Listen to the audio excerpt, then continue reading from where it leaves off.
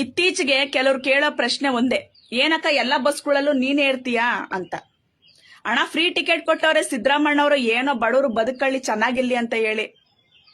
ಇದೇನೆ ಮೊದಲನೇ ಬಂದಿರೋದು ಶಕ್ತಿ ಯೋಜನೆ ಅಂತೇಳಿ. ನಮ್ಮ ಅದೃಷ್ಟ, ಬಡವ್ರಿಗೆ ಮಿಡಲ್ ಕ್ಲಾಸ್ ಹೆಣ್ಮಕ್ಳಿಗೆ ಒಳ್ಳೇದಾಗ್ಲಿ ಅಂತ ಬಿಟ್ಟವ್ರೆ. ನಮ್ ರಾಮಲಿಂಗಾರೆಡ್ಡಿ ಅವರು ಪಾಪ ಅವರು ಕೂಡ ಏನೋ ಇಷ್ಟು ವರ್ಷಗಳು ಕಷ್ಟಪಟ್ಟವ್ರೆ. ಕೂಲಿ ನಾಲಿ ಮಾಡೋ ಹೆಣ್ಮಕ್ಳಿಗೆ, ಗಾರ್ಮೆಂಟ್ಸ್ಗೆ ಹೋಗೋ ಹೆಣ್ಮಕ್ಳಿಗೆ ಒಳ್ಳೇದಾಗ್ಲಿ ಬಿಡಪ್ಪ, ಅವ್ರು 4 ಕಾಸು ದುಡ್ಕೊಳ್ಳಿ, ಅವ್ರು 4 ಕಾಸು ಕೂಡಿಕೊಳ್ಳಿ ಅಂತ ಏನೋ ಮಾಡಿದ್ರೆ, ಇನ್ನು ಕೆಲವ್ರು ಏನ್ ಮಾಡ್ತಾರೆ, ಇದನ್ನ ದುರುಪಯೋಗ ಪಡಿಸ್ಕೊಂಡು ಇಲ್ದ ಸಲ್ದವೆಲ್ಲ ಮಾತಾಡ್ತಾರೆ.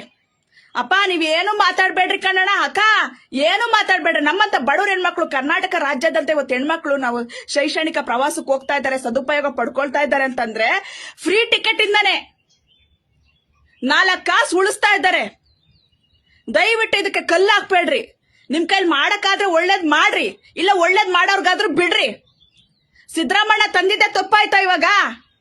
ಯಾಕ್ರಯ್ಯ ಹಿಂಗ ಸಾಯಿಸ್ತೀರ ಸುಮ್ನೆ? ಅವ್ರು ಮಾಡ್ಲಿಲ್ಲ, ಇವ್ರು ಮಾಡ್ತಾವ್ರಲ್ಲ, ಮಾಡೋರ್ಗಾದ್ರೂ ಬಿಡ್ರಿ.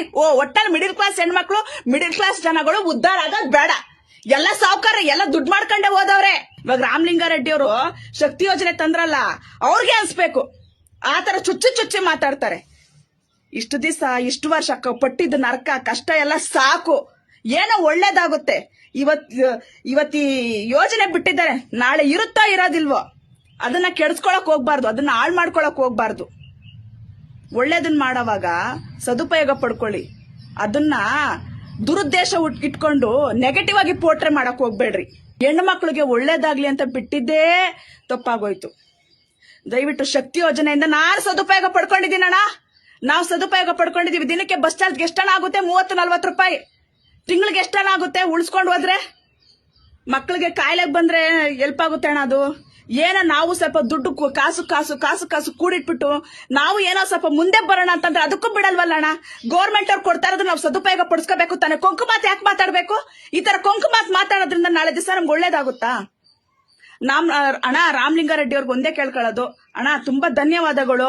ಇಂಥವ್ರಿಗೋಸ್ಕರ ಎಲ್ಲ ನೀವು ತಲೆನೇ ಕೆಡಿಸ್ಕೋಬೇಡಿ ಅಣ್ಣ. ನಮ್ಮಂತ ಹೆಣ್ಮಕ್ಳು ನಾವು ಇವತ್ತೇನು ಬಡವರು ಬಗ್ರು ಮಿಡಿಲ್ ಕ್ಲಾಸ್ ಅವ್ರಿಗೆ ನೀವು ಒಳ್ಳೇದ್ ಮಾಡ್ತಿದ್ದೀರಣ್ಣ. ದೇವ್ರಣ್ಣ ಅಣ್ಣ, ಈ ಸರ್ಕಾರದಕ್ಕೆ ನಾವು ಸಲ್ಯೂಟ್ ಹೊಡಿತೀನಿ ಅಣ್ಣ. ಎಷ್ಟೋ ಹೆಣ್ಮಕ್ಳಿಗೆ ನೀವು ದಾರಿ ದೀಪ ಆಗಿದ್ದೀರಾ, ಬೆಳಕಾಗಿದ್ದೀರಣ್ಣ. ನಿಜ, ಇದು ಎಷ್ಟು ನಾನು ಆಕ್ರೋಶವಾಗಿ ಮಾತಾಡ್ತಿದ್ದೀನಿ ಅಂದ್ರೆ ಕೆಲವರು ನೀಚವಾದ ಮಾತುಗಳನ್ನ ಕೇಳಿ ನನಗೆ ಬೇಜಾರಾಗ್ತಿದೆ. ಸಿದ್ದರಾಮಣ್ಣ ಅವರೇ ಧನ್ಯವಾದಗಳು.